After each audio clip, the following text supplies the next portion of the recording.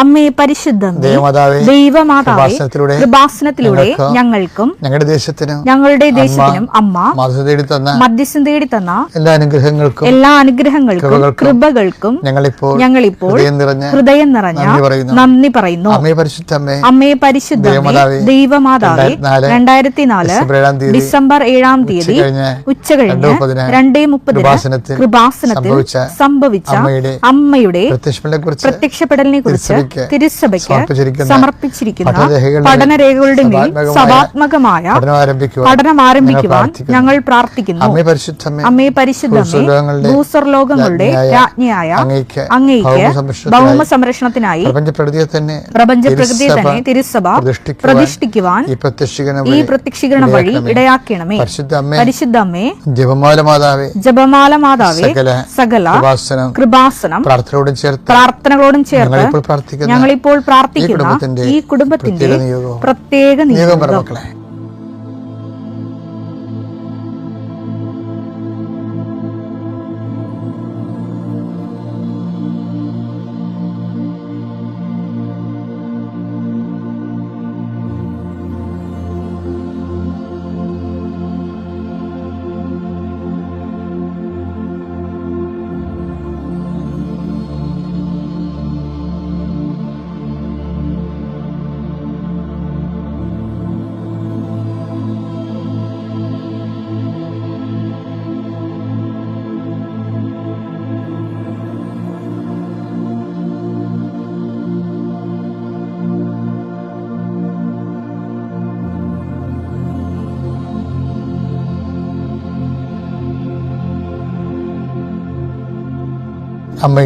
അമ്മയുടെ പ്രത്യക്ഷീകരണത്തിന്റെ ഈ അനുഗ്രഹവേളയിൽ ഞങ്ങൾക്ക് സാധിച്ചു തരുവാൻ കനിയണമേ. വിശ്വാസ പ്രമാണം.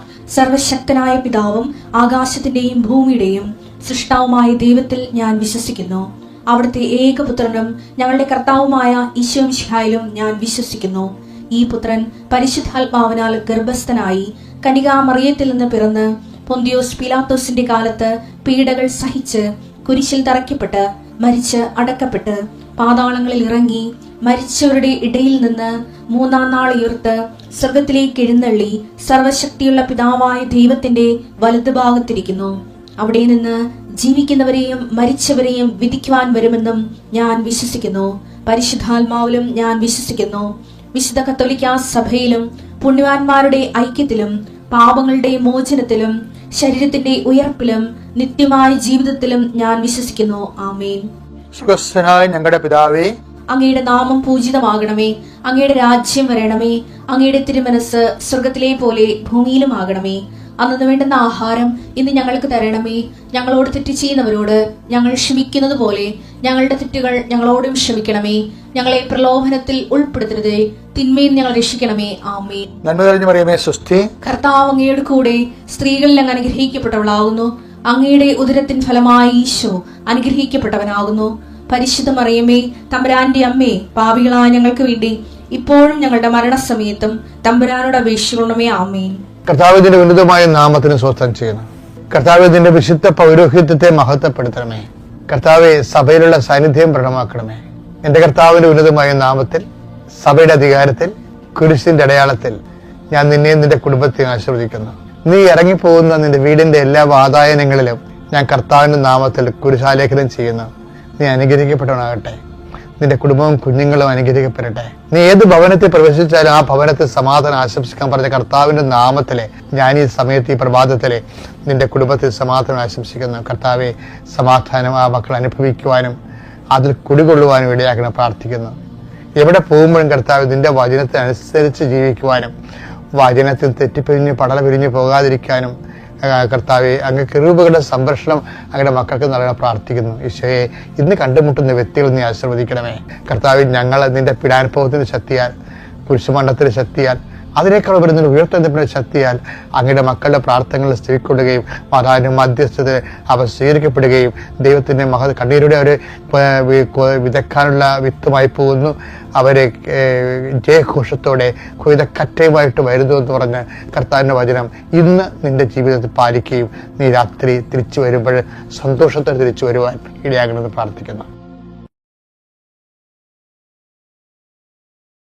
എനിക്ക് ചില സമയത്തെ മോശയേക്കാൾ ഇത്തിരി ഒരു പടി ചില കാര്യങ്ങൾക്ക് ജോഷുവയാണോ കുറച്ചുകൂടി ചില സാഹചര്യത്തിൽ മെച്ചമെന്ന് എനിക്ക് എപ്പോഴും ഇവർ തമ്മിൽ ഞാൻ തൂക്കി നോക്കിയിട്ടുണ്ട്. നിങ്ങളോർക്കും അച്ഛൻ ഈ ജോഷുവിനെ മോശത്തിനൊക്കെ പറഞ്ഞു നടക്കുന്നത് എന്തിനാണ്?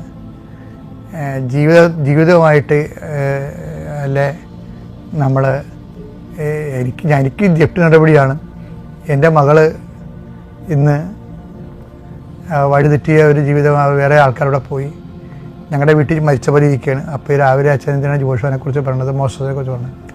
നമ്മൾ എന്ത് കഴിച്ച അനുഭവങ്ങളിലൂടെ കടന്നു പോയാലും ഇതിനെ ഹീൽ ചെയ്യിക്കുന്നത് ദൈവം തന്നെയാണ്. ഞാൻ എപ്പോഴും ചെയ്യണമെന്ന് വെച്ച് കഴിഞ്ഞാൽ ഞാൻ എപ്പോഴും മനുഷ്യരാശിയുടെ പ്രശ്നങ്ങൾക്കെല്ലാം ജീവിതത്തിൽ കൊടിയ പ്രശ്നങ്ങളിലെ ദൈവത്തെ മുൻനിർത്തി ദൈവത്തിൻ്റെ കരഗ്രഹിച്ച് ചെയ്ത ആൾക്കാരെ ഞാൻ എപ്പോഴും ശ്രദ്ധിക്കും. അതെനിക്ക് ഏറ്റവും ഇഷ്ടം ദാവീദ, അതുപോലെ തന്നെ മോസസ്, പിന്നെ ജോഷുവ, പിന്നെ ഗിദെയോൻ പോലെയുള്ള ന്യായാധിപന്മാർ, പിന്നെ ഏലിയ പോലുള്ള പ്രവാചകന്മാർ, അപ്പോസ്തലന്മാർ. അപ്പോൾ എന്താ അവർ ഈശ്വരൻ നമുക്കങ്ങനെ പെട്ടെന്നങ്ങനെ ഒരു മോഡലാക്കാൻ ഭയങ്കര പാടാണ്. ഭയങ്കര അതായത് നമ്മൾ ഈ IAS എന്ന് പഠിക്കുന്ന പോലെയൊക്കെയുള്ള സംഭവമാണ്. പക്ഷേ നമ്മൾ അതിലേക്ക് പോകുന്നതിന് മുമ്പുള്ള താഴെയുള്ള ക്ലാസ്സുകളാണ് ഞാൻ ഈ പറഞ്ഞതെല്ലാം. എന്താ ഞാൻ ഉദ്ദേശിച്ചത് എനിക്ക് മനസ്സിലായ? ഇപ്പം ഞാൻ ഓർക്കുകയെ മോസസ് ആണോ നല്ലത്, ജോഷുവയാണോ? മോസസ് ചില സമയത്ത് പറയാം മോസസ് അത് പറയേണ്ടിയില്ലായിരുന്നു. എന്താണെന്നറിയാമോ? മോസസ് പറയാൻ പാടില്ലാഞ്ഞിരുന്ന സംഭവം ഉണ്ടായിരുന്നു.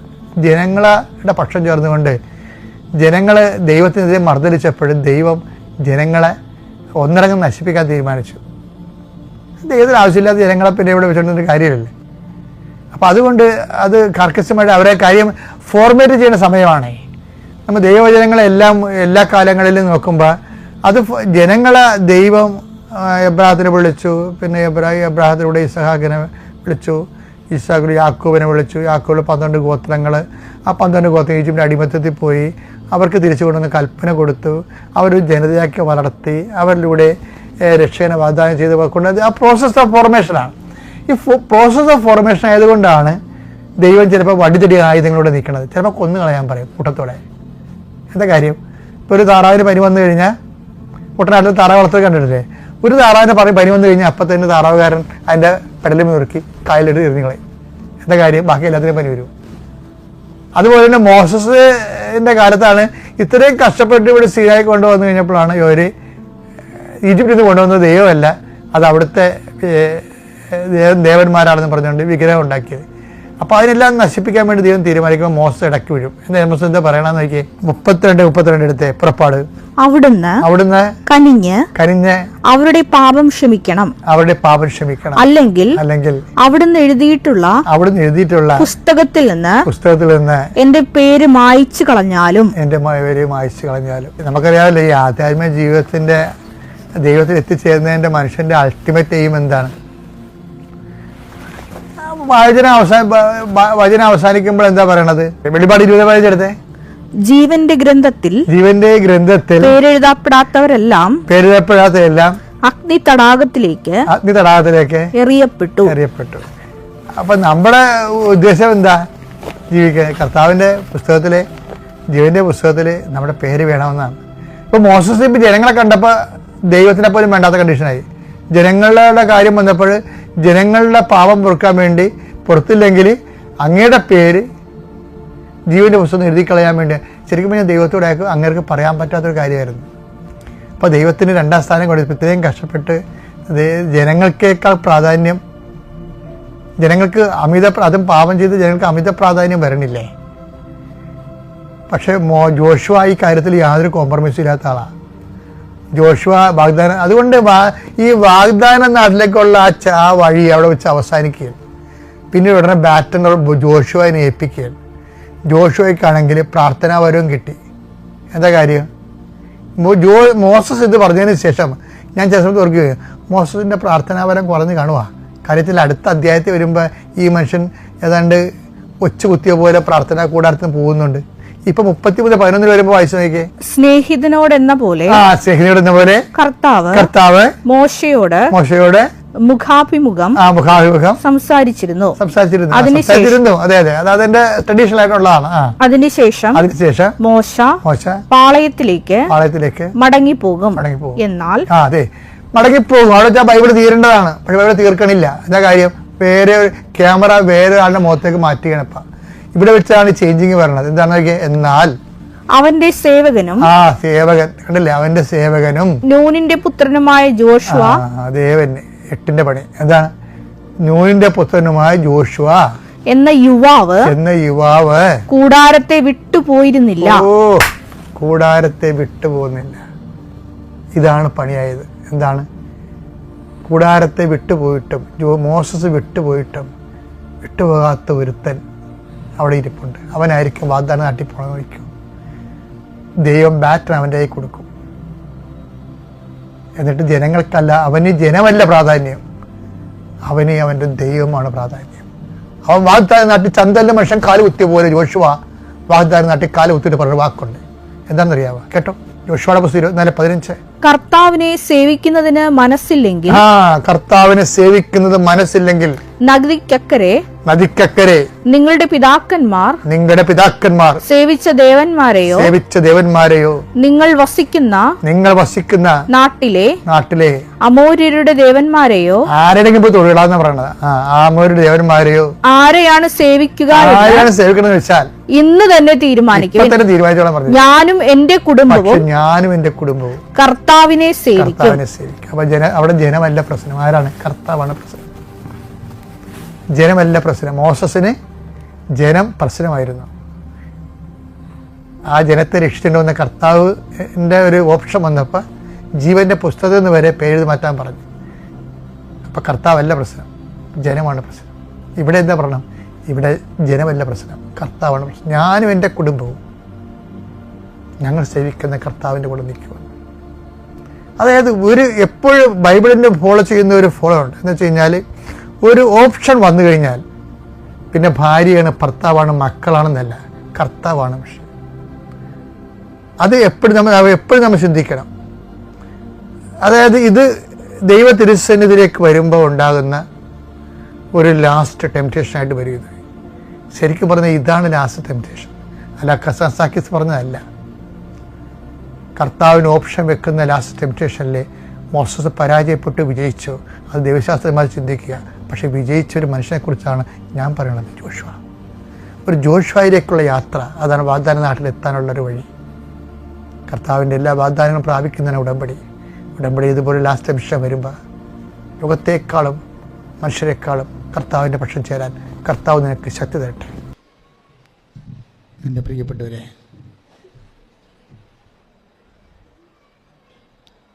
ഉടമ്പടി ധ്യാനത്തിനായി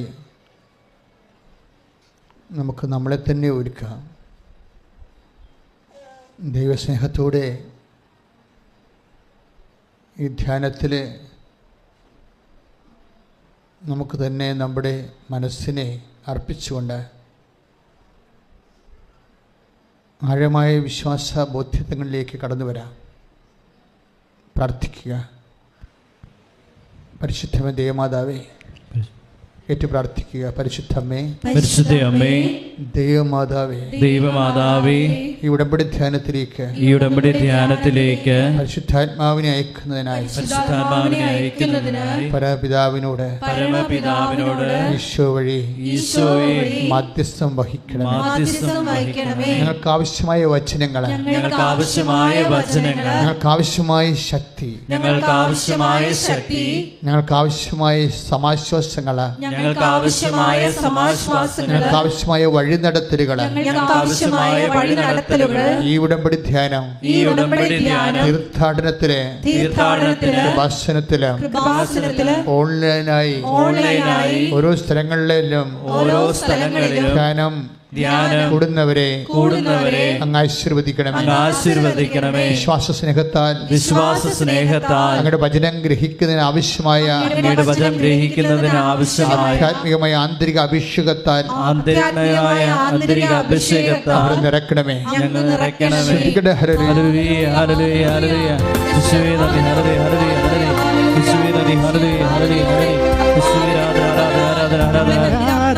ഹല്ലേലൂയ. ഹല്ലേലൂയ ഹല്ലേലൂയ ആരാധന ആരാധന ആരാധന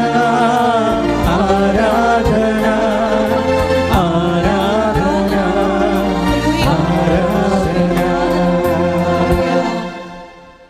പ്രിയമുള്ളവരെ, ഓരോ ദിവസങ്ങളിലുള്ള ഉടമ്പടി ധ്യാനം കൂടുമ്പോൾ നമുക്ക് പുതിയ പുതിയ കാഴ്ചകളും അറിവുകളുമാണ് ദൈവം തരുന്നത്. നമുക്ക് സാക്ഷ്യങ്ങളൊക്കെ പറയുമ്പോൾ ആൾക്കാർ almost all epoch of the life, ജീവിതത്തിൻ്റെ എല്ലാ മണ്ഡലങ്ങളിലുമുള്ള ആൾക്കാർ ജീവിതത്തിൻ്റെ എല്ലാ ആവശ്യങ്ങളുടെ മേലും ആൾക്കാർ ദൈവികമായ ഇടപെടൽ ലഭിച്ചിട്ട് ജനങ്ങൾ സാക്ഷ്യം പറയുമ്പോൾ നിങ്ങൾ ഓർക്കും, ഇതൊക്കെ ഒരു ദൈവാനുഗ്രഹമാണല്ലോ, പ്രത്യേക ദൈവാനുഗ്രഹമാണ്. ആൾക്കാർ വിസ്മയം പ്രാപിക്കും. പക്ഷേ അതൊന്നുമല്ല കാര്യം. ഇതൊക്കെ ദൈവം നമുക്ക് നൽകിയിട്ടുള്ള വാഗ്ദാനത്തിൻ്റെ ആ നിറവേറ്റങ്ങളാണ് കാണിക്കുന്നത്. സ്വാഭാവികമാണ്. അസ്വാഭാവികമായി ഒന്നും കൃപാസനത്തിൽ സംഭവിക്കണില്ല. ഉടമ്പടി എന്ന വലിയ ദൈവികമായ പദ്ധതിയിലൂടെ ഒരു മനുഷ്യൻ സത്യസന്ധമായിട്ട് കടന്നു പോകുമ്പോൾ സ്വാഭാവികമായി സംഭവിക്കുന്ന ദൈവികമായ വാഗ്ദാനങ്ങൾ നിറവേറ്റ ഒരു അത്ഭുതമല്ല, അതൊരു അടയാളമാണ്. അത്ഭുതത്തെക്കാൾ ശക്തമാണ് അടയാളം.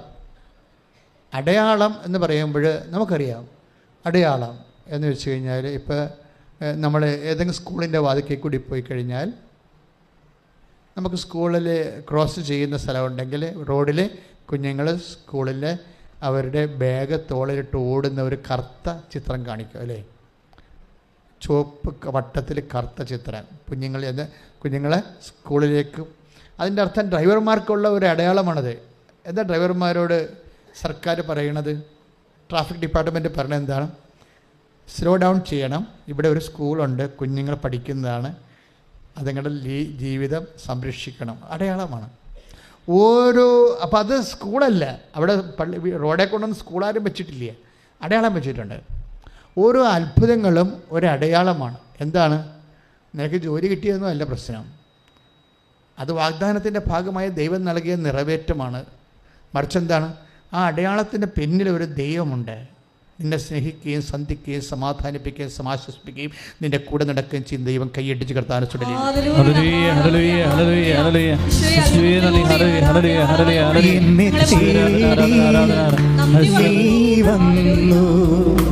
നിൻ സ്നേഹം പകരാ എന്നെ തേടി നീ വന്നു, നിൻ സ്നേഹം പകരാ കനിവിൻ കടലേ നിറയൂ എൻ കരളിൽ, കനിവിൻ കടലേ നിറയൂ എൻ കരളിൽ. ആരാധന ആരാധന ആരാധന ആരാധന ആരാധന ആരാധന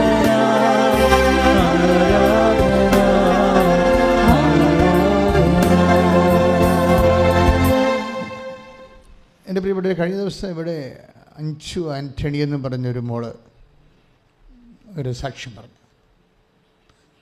വലിയ സാക്ഷ്യമാണെന്ന് വെച്ച് കഴിഞ്ഞാൽ അത്ര വലിയ സാക്ഷ്യമല്ല, എന്നാൽ നമുക്ക് റെഫർ ചെയ്യാവുന്നൊരു കുറേ അധികം പോയിൻറ്റ്സ് എല്ലാം ഉണ്ട്. അഞ്ചു ആൻ്റണി ഒരു എയറോനോട്ടിക് എഞ്ചിനീയറാണ്. റാങ്കിൽ പഠിച്ചു വന്ന, എല്ലാ ബാച്ചിലും റാങ്ക് കിട്ടി പഠിച്ചു വന്ന എറണാകുളം കാര്യത്ത് ഏലൂർ സ്വദേശിയായ ഒരു എയറോനോട്ടിക് എഞ്ചിനീയറാണ്. എയറോനോട്ടിക് എഞ്ചിനീയർ വിമാനത്തിൻ്റെ എൻജിൻ സൈഡ് പഠിച്ചിട്ടുള്ള ആളാണ്. പക്ഷേ ആളിന് ജോലിയില്ല. ജോലിയില്ലാത്തതിൻ്റെ കാരണം വെച്ച് കഴിഞ്ഞാൽ റാങ്കിൽ ആൾ പാസ് ഔട്ടായതാണ്. അപ്പോൾ പെട്ടെന്ന് ജോലി കിട്ടേണ്ടതാണ്. ജോലി കിട്ടിയില്ല. പിന്നെ കല്യാണമായി, പിന്നെ പ്രസവമായി, കുട്ടികളെ വളർത്തലായി, നല്ല ഗ്യാപ്പായിപ്പോയി. നിങ്ങൾക്കിത് എല്ലാവർക്കും എന്തുമാത്രം മനസ്സിലാവുന്ന അറിയത്തില്ല. ഒരു എയറോനോട്ടിക് എഞ്ചിനീയറിൻ്റെ ജീവിതം ചുമ്മാ ദുരന്തമായി പോവുകയും ഒന്നും പഠിക്കാത്ത കുട്ടിയെപ്പോലെ ആകാൻ പോവുകയും എന്താ കാര്യം? ഒരു കല്യാണം വന്നു, പിന്നെ കുട്ടികളായി, പിന്നെ വളർത്തി കഴിഞ്ഞപ്പോൾ ഗ്യാപ്പായി, കരിയർ ഗ്യാപ്പ് വന്നു. കരിയർ ഗ്യാപ്പ് വന്നു കഴിഞ്ഞാൽ പിന്നെ നിങ്ങൾക്ക് പ്രൊഫഷണൽസിനറിയാം കരിയർ ഗ്യാപ്പാണ് നമ്മുടെ ഏറ്റവും വലിയ വില്ലൻ എന്ന് പറയുന്നത്. പക്ഷേ ഉടമ്പടിയിൽ ഒരിക്കലും കരിയർ ഗ്യാപ്പിനാണ് എപ്പോഴും ഉടമ്പടി ടാർഗറ്റ് ചെയ്യുന്ന ഒരു ഗൺ പോയിന്റിലാക്കുന്ന ഒരു സംഭവം കരിയർ ഗ്യാപ്പാണ്. എന്നുവെച്ചാൽ കരിയർ ഗ്യാപ്പോടുകൂടി എന്ത് വരും? ഉടമ്പടി ഞങ്ങൾ സടകുടഞ്ഞ് എഴുന്നേക്കും. എന്താ കാര്യം? നിൻ്റെ മെറിറ്റ് പോയല്ലോ. അതാണ് പ്രശ്നം. കരിയർ ഗ്യാപ്പിൽ നിനക്ക് ജീവിതത്തിൻ്റെ സമ്മർദ്ദങ്ങളും ജീവിതത്തിൻ്റെ ആവശ്യം. ഇപ്പോൾ കല്യാണം കഴിക്കണ്ടേ? ഇപ്പോൾ വള്ളം നല്ലതാണ്, അത് വെള്ളത്തിൽ കിടക്കണം അല്ലേ? അപ്പോൾ എന്ത് പറ്റും? വള്ളത്തിന് തുഴഞ്ഞു പോകാൻ പറ്റും. പക്ഷേ വള്ളത്തിൽ കിടന്നു കഴിഞ്ഞാൽ വള്ളം മുങ്ങിപ്പോവും. ഇപ്പോൾ നമ്മൾ പഠിക്കണത് എന്തിനാണ്? ജീവിക്കാനാണ്. ജീവിതമില്ലെന്നുണ്ടെങ്കിൽ പിന്നെ എന്ത് പറ്റും? പഠിച്ചു, പണമുണ്ട്, പക്ഷേ ജീവിതമില്ല. അപ്പോൾ എന്ത് പറ്റി? പ്രൊഫഷൻ ജീവിതത്തെ അങ്ങ് വിഴുങ്ങും. പ്രൊഫഷൻ ജീവിതത്തെ വിഴുങ്ങും. അപ്പം അങ്ങനെ വന്നു കഴിയുമ്പോൾ നമ്മൾ പ്രൊഫഷൻ നോൺസെൻസായിട്ട് മാറും. അപ്പോൾ ജീവിതം കരിപ്പിടിപ്പിക്കാൻ വേണ്ടി കല്യാണം കഴിച്ചു, അതിൻ്റെ ഭാഗമായിട്ട് കുഞ്ഞുങ്ങൾ വന്നപ്പോൾ കരിയർ പോയി, പ്രൊഫഷൻ പോയി. എൻ്റെ മക്കളിത് നിങ്ങൾ ദൈവത്തെ ശരിക്കും സ്നേഹിക്കണമെന്ന് ഞാൻ പറയത്തുള്ളൂ. എന്താ സ്നേഹിക്കണമെന്ന് പറയാൻ കാരണം വെച്ച് കഴിഞ്ഞാൽ ഈ ലോകം മുഴുവൻ നോക്കണത് എങ്ങനെ നിന്നെ മെറിറ്റിൽ നിന്ന് ഔട്ടാക്കാവുന്ന നോക്കണത്. ലോകത്തിൻ്റെ മുഴുവൻ നിയമങ്ങൾ ലോകത്തിൻ്റെ മുഴുവൻ നിയമങ്ങൾ, എവിടെ സർക്കാർ നിയമമായാലും പ്രൊഫഷൻ്റെ നിയമമായാലും എല്ലാ നിയമങ്ങളും എൻ്റെ ഉദ്ദേശിക്കുന്നത് എന്താണ്? നിന്നെ ഡീമെറിറ്റിലാക്കുക എന്നുള്ളതാണ്. ദാറ്റ് മീൻസ് നിൻ്റെ ലൈഫ് സമ്മർദ്ദത്തിലാക്കി, കോമ്പറ്റീഷനിലാക്കി നിന്നെ ഔട്ടാക്കുകയാണ്. നിയമങ്ങൾ എന്ത് ചെയ്തതാണ്? ആരെയും രക്ഷിച്ചിട്ടില്ല, ഔട്ടാക്കിയതാണ് ചെയ്യണത്. ഈ നിയമം മനുഷ്യനെ ഔട്ടാക്കും. അത് ആത്മീയ നിയമമായാലും ശരി, അത് പാലിക്കാൻ പറ്റാമെന്ന് കഴിഞ്ഞാൽ നമ്മൾ പാപിയായില്ലേ? തീർന്നില്ലേ പരിപാടി? ആത്മീയ നിയമം. പക്ഷെ നമുക്കത് പാലിക്കാൻ പറ്റാമെന്നാൽ നമ്മൾ എന്ത് ചെയ്യും? സിന്നറായിപ്പോയി, ഔട്ടായി. നമ്മൾ ക്രിക്കറ്റിൽ നിന്ന് ഔട്ടാകണ പോലെ ഔട്ടായി. നിയമങ്ങളെല്ലാം മനുഷ്യനെ ഔട്ടാക്കുകയുള്ളൂ, എന്ന് വെച്ചാൽ അയോഗ്യമാക്കി കളയും. അതുകൊണ്ട് ബൈബിൾ പറയുന്ന ഒരു സത്യമുണ്ട്. എന്താണ്? നിയമം മോശ വഴി ഉണ്ടായതാണ്. മോശ വഴി ഉണ്ടായ സംവിധാനം പലപ്പോഴും അതിൻ്റെ ആ ഫ്രെയിമിൽ നിന്നെ കയറ്റി ഇറക്കി കഴിയുമ്പോൾ ഒന്നെങ്കിൽ നീ ഉയരുന്ന, അല്ലെങ്കിൽ നീ ഔട്ടായി പോകും. അപ്പോൾ ഔട്ടാകുന്നവരുടെ എണ്ണം കൂടുതലാണ് അല്ലേ? എല്ലാവരും ഇന്നാവെന്ന് വിചാരിക്കുന്നുണ്ടോ? ഇതാണ് വിഷയം വരുന്നത്. നിയമത്തിൻ്റെ ഒരു പ്രോബ്ലം അതാണ്. 100 പേര് ഈ നിയമത്തിൻ്റെ ഫ്രെയിമിലൂടെ കടത്തി വിട്ടാൽ 70 പേര് ഔട്ടാകും, 30 പേര് അകത്താകും, യോഗ്യരാകും. അപ്പോൾ 70 പേര് ദൈവം സൃഷ്ടിച്ചതല്ലേ? അവരുടെ ഭാവി എന്ത്? അതിനെക്കുറിച്ച് ദൈവത്തിൻ്റെ കരുതൽ എന്ത്? അതുകൊണ്ട് വചനം പറയുന്ന ഒരു ഓപ്ഷനുണ്ട്. എന്താണ്? നിയമം മോശ വഴി ഉണ്ടായി, കൃപയും സത്യവുമാകട്ടെ യേശു ക്രിസ്തു വഴി ഉണ്ടായി. കൈയെട്ടിച്ച് കർത്താവിനെ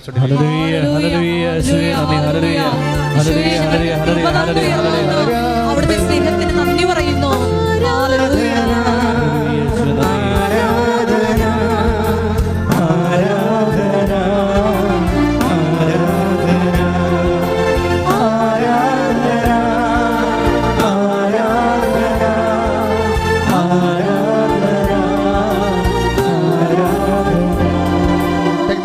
നിയമം മോശ വഴി ഉണ്ടായി. യോഹന്നാൻ 1:17. എന്തുകൊണ്ടെന്നാൽ നിയമം മോശ വഴി നൽകപ്പെട്ടു. പറഞ്ഞേ, എന്തുകൊണ്ടെന്നാൽ നിയമം മോശ വഴി നൽകപ്പെട്ടു. കൃപയും സത്യവുമാകട്ടെ യേശു ക്രിസ്തു വഴി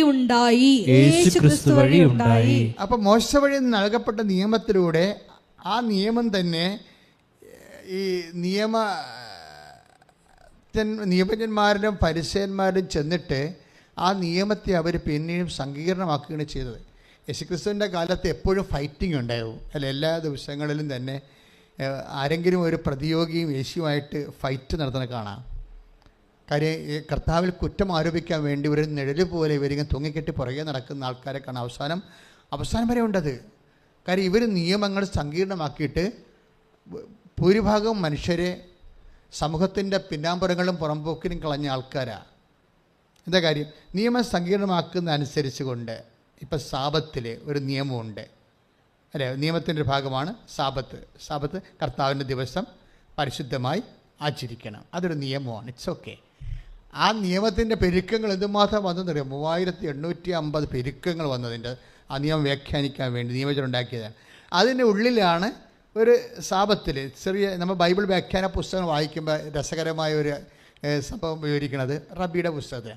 അതായത് ഒരുത്തൻ്റെ ചെരുപ്പ് സൂര്യാസ്തമയം വരെയാണല്ലോ ഈ സാപത്ത് നിലനിൽക്കുന്നത്. അപ്പോൾ സൂര്യാസ്തമയത്തിന് മുമ്പ് നടന്നു പോകുന്ന സമയത്ത് ഒരുത്തൻ്റെ ചെരുപ്പ് വള്ളി പൊട്ടിപ്പോയി. അപ്പം അതിനകത്ത് വള്ളി പൊട്ടിപ്പോയാൽ എന്ത് ചെയ്യണമെന്ന് മോസസ് പറഞ്ഞിട്ടില്ല. മനസ്സിലായില്ലേ? യാത്രക്കാരൻ്റെ ചെരുപ്പിൻ്റെ വള്ളി പൊട്ടിപ്പോയാൽ സാപത്താണെങ്കിൽ എന്ത് ചെയ്യണമെന്ന് മോസസ് പറഞ്ഞിട്ടില്ല. പക്ഷേ ലേവ്യ പുസ്തകത്തിൽ ചുമടെടുക്കരുതെന്ന് പറഞ്ഞിട്ടുണ്ട്.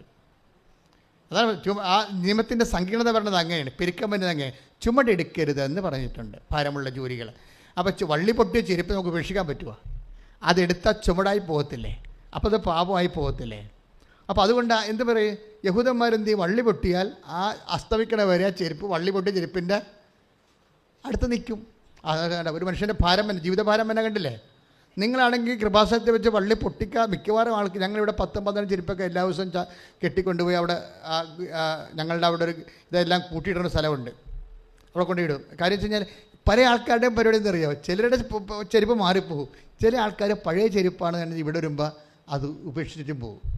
അത് ചിലപ്പോൾ നടന്ന് ഞങ്ങൾ പറയണില്ല, വേറെ ചെരുപ്പ് മാറിയിട്ടുണ്ട് പോകുമെന്ന് പറയത്തില്ല. ഉടമ്പടി ധ്യാന കേന്ദ്രത്തിൽ വന്നിട്ട് ആരെങ്കിലും പുതിയ വേറെ ആൾക്കാരുടെ നല്ല ചെരുപ്പ് അല്ലെ പിന്നെ കക്കാൻ വേണ്ടി മാത്രമല്ല. അപ്പോൾ അവരെക്കുറിച്ച് നമുക്ക് പറയേണ്ട കാര്യമില്ല. പക്ഷേ അതേസമയം തന്നെ ഒത്തിരി ചെരുപ്പുകൾ ഇവിടെ വരുന്നുണ്ട്. ബാക്കി നിങ്ങൾ പോയി കഴിയുമ്പോൾ 5 മണിയാകുമ്പോൾ നോക്കിയാൽ മനസ്സിലാവും, കുറേ ചെരുപ്പുകൾ ഇങ്ങനെ രാത്രി 9 മണിക്ക് ക്ലീൻ ചെയ്യുന്ന ആൾക്കാർ ചാക്കരി കെട്ടിക്കൊണ്ട് മരച്ചുവിട്ടിടും. അപ്പുറത്തൊരു സ്ഥലമുണ്ട് അവിടെ. എന്താ സംഭവം എന്ന് വെച്ച് കഴിഞ്ഞാൽ എപ്പോഴും നമ്മൾ ശ്രദ്ധിക്കേണ്ടത് ഇത് ഒരു വിഷയമാണ് ഞാൻ പറഞ്ഞത്.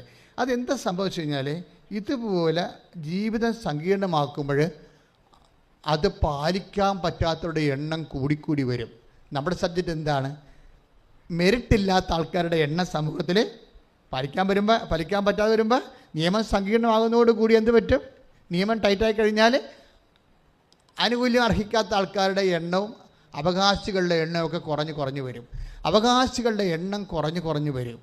ബാക്കി അപ്പോൾ കുറഞ്ഞു വരുമ്പോഴും അതേസമയം തന്നെ അവകാശികളുടെ എണ്ണം എന്ന് വെച്ച് കഴിഞ്ഞാൽ അവകാശം പ്രാപിക്കാത്തവരുടെ എണ്ണം കൂടിക്കൂടി വരും, യോഗ്യതയില്ലാത്തവരുടെ എണ്ണം കൂടിക്കൂടി വരും. ഇത് സമൂഹത്തിൻ്റെ ഒരു പ്രത്യേകമായ ഒരു ജീവിത ദുരന്തമാണ്. അതായത് ഈ നിയമം സങ്കീർണമാകുകയും അതുപോലെ തന്നെ അത് അവകാശം പ്രാപിക്കാൻ കഴിവില്ലാത്തവരുടെ എണ്ണം കൂടി വരികയും ചെയ്യുമ്പോൾ അവരെന്ത് ചെയ്യും? അവർ നിസ്സഹായരായി പോകും.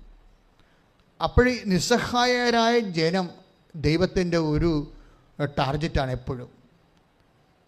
അവിടുത്തെ ജനം നിസ്സഹായരും പരിഭ്രാന്തരുമാണെന്ന് പറഞ്ഞു. യേശു അപ്പം വർദ്ധിപ്പിക്കാനുള്ള ഒരു സാഹചര്യത്തെക്കുറിച്ച് പറയുമ്പോൾ അപ്പം വർദ്ധിപ്പിക്കാനുള്ള അവൻ ജനക്കൂട്ടത്തെ കണ്ടു.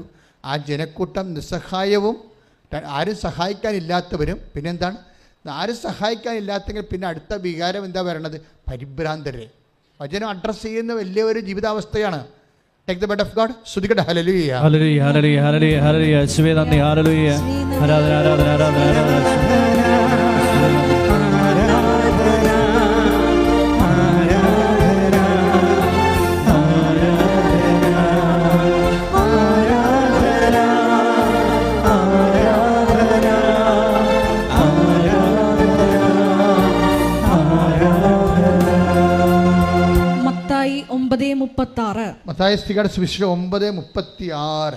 ജനക്കൂട്ടത്തെ കണ്ടപ്പോൾ യേശുവിന് അവരുടെ മേൽ അനുകമ്പ തോന്നി. അവർ ഇടയനില്ലാത്ത ആടുകളെ പോലെ പരിഭ്രാന്തരും നിസ്സഹായരുമായിരുന്നു. അപ്പോൾ 2 കാര്യങ്ങളാണ് സംഭവിക്കുന്നത്. അതായത് ദൈവത്തിന് തോന്നുന്ന പ്രഥമ വികാരം എന്താണ്? അനുകമ്പയാണ്. ദാറ്റ് മീൻസ് കരുണ. അനുകമ്പയാണ്. കരുണ എന്ന് പറയുമ്പോൾ തന്നെ ഓർക്കുക, നമുക്ക് മെരിറ്റില്ലെന്ന് ഓർക്കുക. നമ്മുടെ മെരിറ്റ് പോവുകയാണ്. ഇപ്പോൾ എയറോനോട്ടിക് എഞ്ചിനീയറിൻ്റെ പ്രശ്നം എന്താണ്? അവളുടെ കരുണയാണ് ആവശ്യം. അല്ല, നമ്മൾ പണ്ട് അഞ്ചു ആൻ്റണിയുടെ പ്രശ്നം എന്താണ്? മേലൂർ. എന്താ അവരുടെ പ്രശ്നം? അവർക്ക് കരുണയാണ് ആവശ്യം. കാര്യം അവരുടെ റാങ്കിൽ കയറി വന്നതാണ്. പക്ഷേ ഇപ്പോഴേ അവർക്ക് 5-6 കൊല്ലത്തെ ഗ്യാപ്പായിപ്പോയി. കുഞ്ഞുങ്ങളെ പ്രസവിച്ച വിഷയം അവിടെ ഒന്നും തീരണില്ലല്ലോ. ആ കുഞ്ഞുങ്ങൾക്ക് വലിയ രോഗം വന്നാൽ പിന്നെ അതുങ്ങളെ കൂടെ ആശുപത്രിയിലായി. പിന്നെ എന്തെല്ലാം പുലിവാലികളാണ്. ഓരോരുത്തരുമൊക്കെ കുഞ്ഞുങ്ങളെ വളർത്തി നിങ്ങളൊക്കെ കുഞ്ഞുങ്ങളാകുന്നവരെ അപ്പനും അമ്മയും എന്താ ചെയ്തതെന്ന് നിങ്ങൾക്ക് മനസ്സിലാകത്തില്ലല്ലോ. ഈ കുഞ്ഞുങ്ങൾ താമസിക്കുന്നവരൊക്കെ ഓർക്കണം, അത് കർത്താവിൻ്റെക്കെന്ന് പ്രാർത്ഥിച്ച് വാങ്ങിക്കാനാണ്. ഓട്ടോമാറ്റിക്കായിട്ട് കുഞ്ഞുങ്ങളെ കിട്ടുന്നത് അത്ര നല്ല കാര്യമല്ല. ഓട്ടോമാറ്റിക്കായിട്ട് കുഞ്ഞുങ്ങളെ കിട്ടുന്നത് സ്വാഭാവികമായി കല്യാണം കഴിച്ചു കുഞ്ഞുങ്ങളായെന്നൊക്കെ പറയണത് അത്ര നല്ല കാര്യമല്ല. എന്താ കാര്യം? അത് നിൻ്റെ ഭർത്താവിൻ്റെ ഒക്കെ നിന്ന് മേടിച്ചതാണ്, അല്ലെങ്കിൽ ഭാര്യയ്ക്ക് നിന്ന് വാങ്ങിച്ചതാണ്. ദൈവത്തിൻ്റെ ഒക്കെ മേടിക്കണമെങ്കിൽ തീർച്ചയായിട്ടും താമസിച്ച് മേടിക്കണം, പ്രാർത്ഥിച്ച് മേടിക്കണം. മനസ്സിലായില്ലേ? ഒരു വിഷയം അങ്ങനെയാണല്ലോ. അതായത് ഇൻ കേസ് അപ്പോൾ നിങ്ങൾ ഓർക്കും, അച്ഛാ അതെന്താ ഇങ്ങനെ പറയണമെന്ന്. ഇനിയിപ്പോൾ നിങ്ങൾ സ്വാഭാവികമായിട്ട് പ്രഗ്നൻ്റ് ആയതാണെങ്കിൽ പോലും എൻ്റെ മകനെ മകളെ ഇത് സ്വാഭാവിക നടപടി ആണെങ്കിൽ സ്വാഭാവികമായി നിങ്ങൾ ഇപ്പോഴും ആനിമൽ കിങ്ഡത്തിലാണ്. പല കിങ്ഡമില്ലേ, പ്ലാന്റിൻ്റെ കിങ്ഡം ഉണ്ട്, പിന്നെ ഹ്യൂമൻ കിങ്ഡം ഉണ്ട്, പിന്നെ ആനിമൽ കിങ്ഡമുണ്ട്. ആനിമൽ കിങ്ഡത്തിലെല്ലാം സ്വാഭാവികമായി ഡെലിവറി നടക്കുന്നു. പക്ഷേ നമ്മളൊരു ദൈവത്തിൻ്റെ പൈതലായി കഴിയുമ്പോൾ എന്ത് നമുക്ക് കിട്ടുന്ന അനുഗ്രഹമായാലും അത് പ്രാർത്ഥിച്ച് വാങ്ങിക്കാൻ പഠിക്കണം. അതിനൊരു അഭിഷേകം വേണം, അല്ലെങ്കിൽ ഇതിലൊന്നും ദൈവത്തെ ഓർക്കത്തില്ല. ദൈവത്തെ ഓർക്കാത്തൊരു വിഷയമേ ഒരാൾ ദൈവമായിട്ട് എന്തുമാതിരി. ഇന്നിപ്പോൾ ഞാൻ കൊച്ചനോട് നമ്മുടെ പ്രഭുച്ചനോട് അതിനെക്കുറിച്ച് സംസാരിക്കുകയായിരുന്നു. അതാ ജോമോളാണെന്ന് ഓർക്കില്ലേ, ഇന്നത്തെ സ്ട്രോക്ക് അതായിരുന്നു. അതായത് നമ്മളെപ്പോഴും നമ്മൾ ശ്രദ്ധിക്കേണ്ടത്, നമ്മൾക്ക് ഒരു ഇടക്കും തലക്കൊക്കെ നമ്മൾ ദൈവത്തെ ചുമ്മാ ഓർക്കണം. അങ്ങനെ ഓർക്കുന്ന ഒരാളാണ് നീയെങ്കിൽ നീ ദൈവ പൈതലാണ്. ചുമ്മാ വെറുതെ ഇരിക്കുന്ന സമയത്തൊക്കെ ദൈവത്തെക്കുറിച്ച് ഓട്ടോമാറ്റിക്കായിട്ട് ഓർക്കണം. ദൈവത്തെ ഓർക്കുകയും അപ്പോൾ ഹൃദയത്തിൽ മധുരം തുളുമ്പുകയും ഒക്കെ ചെയ്യണം. ദൈവത്തിൻ്റെ പരിപാലനം ഓർത്തുകൊണ്ടും. അല്ലാതെ ഒരു ഇഷ്യൂ ഉണ്ടായി, ഞങ്ങൾ ഇന്ന് ബ്രേക്ക്ഫാസ്റ്റിന് ഇരിക്കുമ്പോൾ പറഞ്ഞതാണത്. ഒരു ഇഷ്യൂ ഉണ്ടായി, മകൾ കണ്ടവൻ്റെ പുറകെ പോയപ്പോൾ അയ്യോ എന്നും പറഞ്ഞ് കാലയെ കെട്ടിക്ക് വീണ അമ്മ ദൈവത്തെ ഓർക്കണത്. മണ്ടത്തരം, തീർന്നില്ല പരിപാടി. ദൈവത്തെ നീ നിരന്തരം ഓർത്ത് ജീവിക്കുന്നതാണ് നിനക്ക് വേണ്ടിയല്ല, ദൈവത്തിന് വേണ്ടി. നീ ദൈവത്തെ ഓർക്കത്തില്ലെന്ന് ഞാൻ പറയത്തില്ല, പക്ഷേ ആ ഓർക്കണ ഓർമ്മ മുഴുവൻ നിൻ്റെ കാര്യത്തിന് വേണ്ടിയാണ്. അപ്പോൾ നീ ദൈവവേദനല്ല, നിൻ്റെ റിലേറ്റീവ് നീ തന്നെയായിരിക്കും. അവിടെ ദൈവത്തിന് വേറെ ചാൻസ് ഒന്നുമില്ല. ദൈവത്തെ ഒന്നിനും വേണ്ടിയല്ലാതെ ഓർക്കുന്നവരുണ്ടെങ്കിൽ ഒന്ന് കൈവെക്ക്. സത്യമേ പറയാവൂ, തബല കൈവെട്ടിക്കളയും. ദൈവത്തെ ഒന്നിനും വേണ്ടിയല്ലാതെ ദൈവത്തിന് വേണ്ടി മാത്രം ഓർക്കുന്നവരുണ്ടെങ്കിൽ സത്യസന്ധമായിട്ട് ഒന്ന് കൈവെക്കിക്കേ. സീറോയാണ്. ഇത്രയേ ഉള്ളൂ. This is our spirituality. ദൈവത്തെ ഒന്നിനു വേണ്ടിയല്ലാതെ. അപ്പോൾ ദൈവത്തെ നമ്മൾ ഓർക്കുന്നത് എന്തിനു വേണ്ടിയാണ്? അതെന്താണ്? നമ്മളുടെ എന്തെങ്കിലും കാര്യസാധ്യത്തിന് വേണ്ടി മാത്രമാണ്. ഇതാണ് ഭയങ്കരമായ ഒരു പോവർട്ടി, സ്പിരിച്വൽ പോവർട്ടി, ആധ്യാത്മിക ദരിദ്ര്യം. ഒന്ന് പ്രാർത്ഥിച്ച്, കർത്താവായ ദൈവമേ, ദൈവത്തിന് വേണ്ടി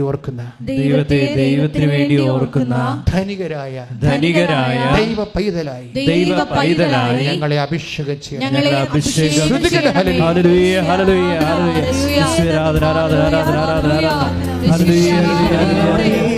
സ്വന്തമാക്കി